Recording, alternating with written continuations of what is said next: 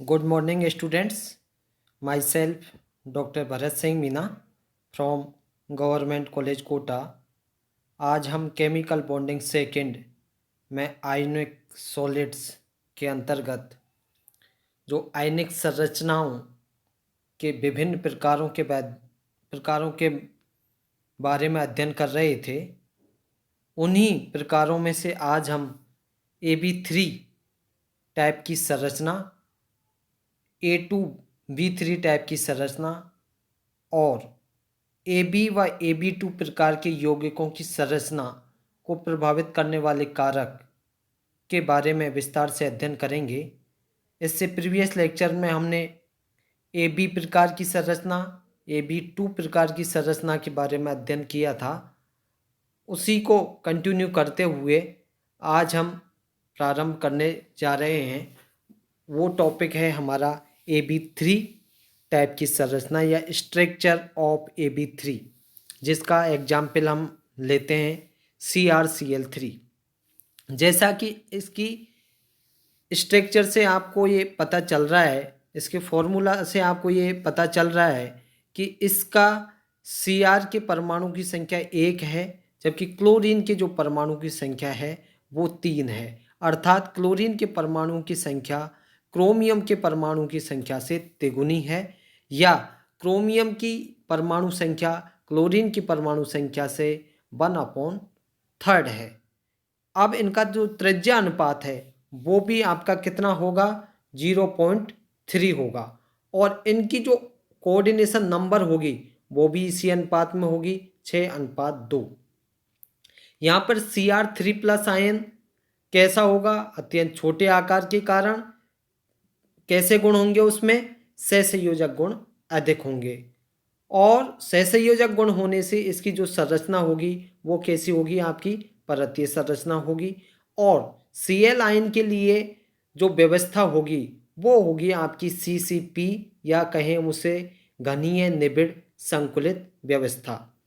Cl तलों के प्रत्येक जोड़े के मध्य 2/3 अष्टफलकीय छिद्रों में क्रोमियम थर्ड आयन फिट रहते हैं, जबकि 1/3 अष्टफलकीय छिद्र कैसे रहेंगे, रिक्त रहेंगे। आप यहाँ देखिए 2/3 अष्टफलकीय छिद्रों में तो क्रोमियम आयन फिट होंगे, जबकि रिमेनिंग 1/3 है उसमें अष्टफलकीय कैसे होंगे, रिक्त होंगे।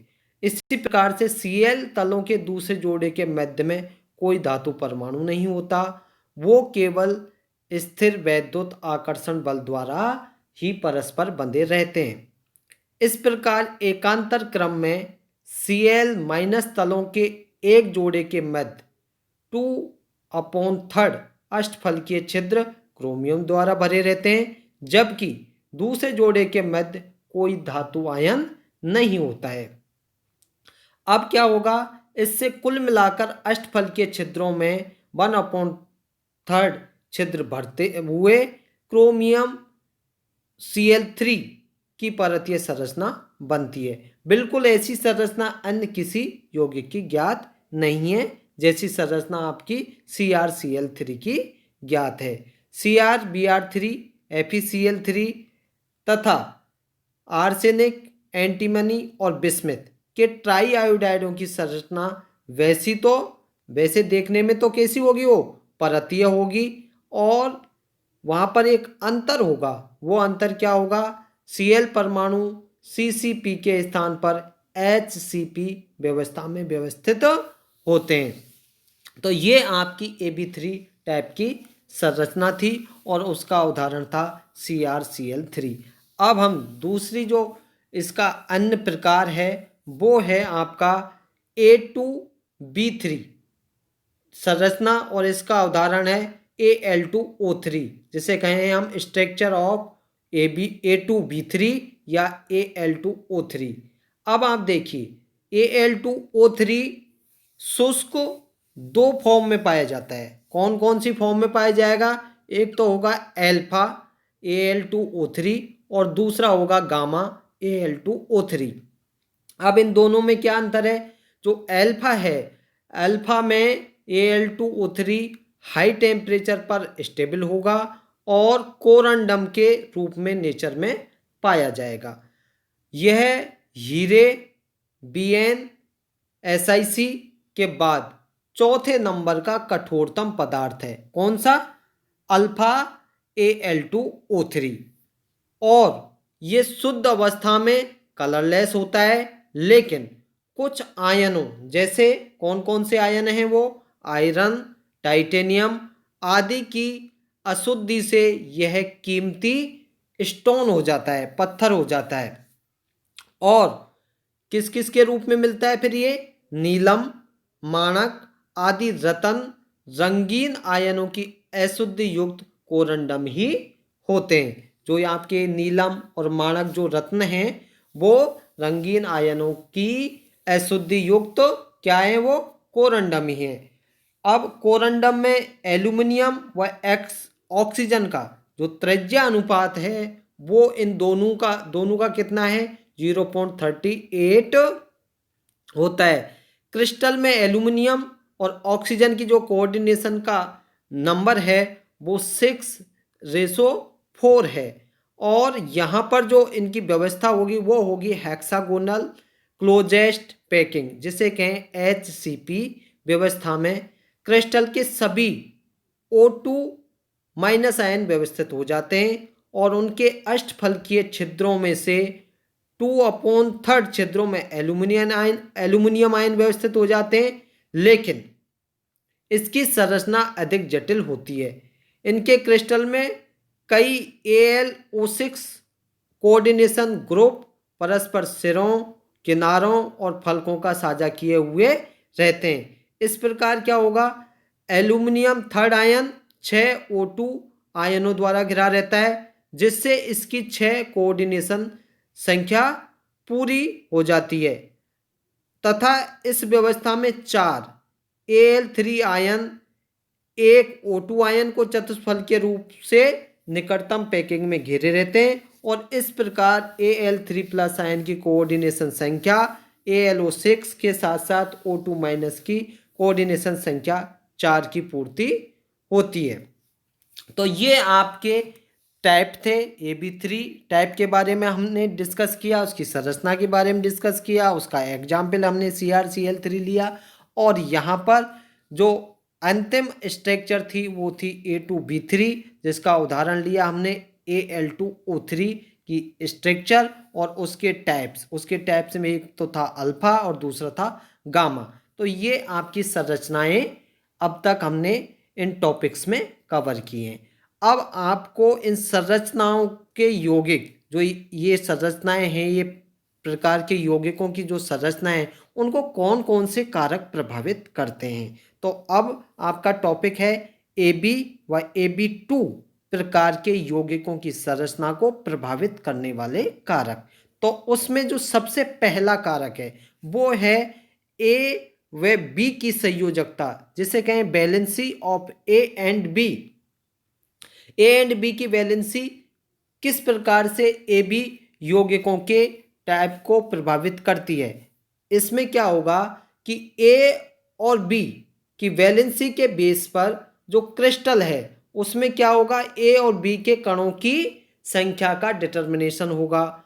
और AB की संयोजकता समान होने पर क्रिस्टल में जो प्रेजेंट कैटायन और एनायन होंगे उनकी संख्या भी कैसी होगी? समान होगी, क्योंकि AB की वैलेंसी समान है, इसलिए उनके कैटायन और एनायनों की नंबर भी इक्वल होगी। आप NaCl का उदाहरण देख सकते हैं। इसी प्रकार से सीजियम क्लोराइड का उदाहरण भी देख सकते हैं। उनमें किस प्रकार से कैटायन और एनायन की संख्या पाई जाती है। इसके विपरीत आप कैडमियम आयोडाइड की सतह संरचना युक्त क्रिस्टलों में जितने परमाणु कैडमियम के होंगे उससे दुगने परमाणु किसके होंगे? आयोडीन के होंगे। देखिए आप CdI2, तो यहाँ साफ नजर आ रहा है कि आयोडीन की संख्या कैडमियम से दुगनी है। आयोडीन की 2 सतहों के मध्य तो CD2+ आयन होते हैं, जबकि अगली 2 सतहों के मध्य का स्थान रिक्त होता है। ये था आपका AB की संयोजकता वाला कारक। दूसरा आपका जो फैक्टर है वो है A व B की आयनिक त्रिज्या। आयनिक त्रिज्या भी AB व AB2 प्रकार के यौगिकों की संरचना को प्रभावित करती है। किस प्रकार से प्रभावित करती है? देखिए, किसी अकार्बनिक यौगिक की संरचना उसके आयनों की त्रिज्या से बहुत अधिक प्रभावित होती है।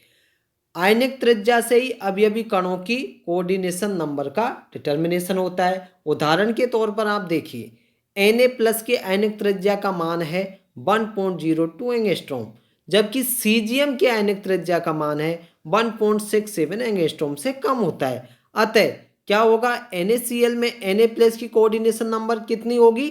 6 में NaCl की जो व्यवस्था होगी, संरचना होगी, वो होगी FCC, फलक केंद्रीय घनीय संरचना। जबकि इसी वर्ग के सदस्य सीजियम के क्लोराइड, सीजियम क्लोराइड में Cgm+ की कोऑर्डिनेशन नंबर 8 में सीजियम की जो संरचना है वो है BCC, या कहें हम काय केंद्रीय घनीय संरचना के क्रिस्टलों का निर्माण होता है। तो आपने देखा, उनकी त्रिज्या के मान के बिहाफ पर एक ही ग्रुप के होने के बावजूद भी उनकी संरचना, उनके क्रिस्टलों का किस प्रकार से निर्माण होता है, वो आपने NaCl और सीजियम क्लोराइड के उदाहरण के माध्यम से देखा। अब तीसरा जो फैक्टर है वो है A व B की विद्युत ऋणात्मकता, electronegativity of A and B। दो परमाणुओं के मध्य विद्युत ऋणात्मकता में बहुत अधिक अंतर और बहुत कम अंतर भी उन दोनों परमाणुओं के गुणों को प्रभावित करता है। किस प्रकार से करता है? यदि A और B की विद्युत ऋणात्मकता में अंतर होने से यौगिक के आयनिक गुणों का निर्धारण होगा, और किसी यौगिक AB हो चाहे AB2 हो में A व B की विद्युत ऋणात्मकता का मान जितना अधिक होगा, यौगिक में उतने ही अधिक आयनिक गुण होंगे और उसके स्पष्ट रूप से धनायन व ऋणायन बनेंगे, और ये आयन निबिड़ संकुलित जालक के रूप में व्यवस्थित होकर कठोर आयनिक क्रिस्टल का निर्माण करेंगे।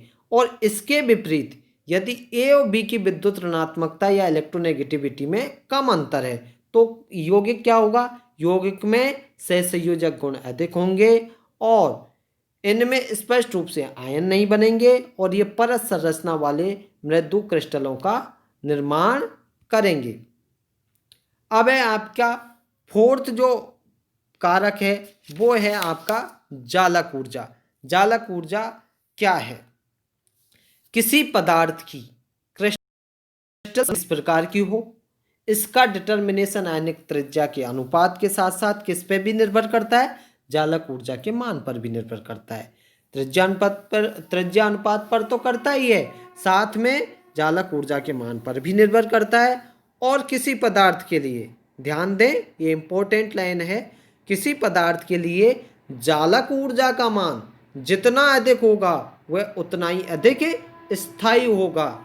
ठीक है, जालक ऊर्जा की वैल्यू ज़्यादा है तो वो पदार्थ उतना ही अधिक स्थायी होगा। देखिए, किसी पदार्थ के त्रिज्या अनुपात का मान 0.732 से कम होने पर NaCl जैसी फलक केंद्रीय घनीय क्रिस्टल संरचना बनती है, जबकि 0.732 से अधिक होने पर उसकी कोऑर्डिनेशन नंबर बढ़कर कितनी हो जाएगी? 8 हो जाएगी, और उसकी सीजियम क्लोराइड जैसी काय केंद्रीय घनीय संरचना बनती है।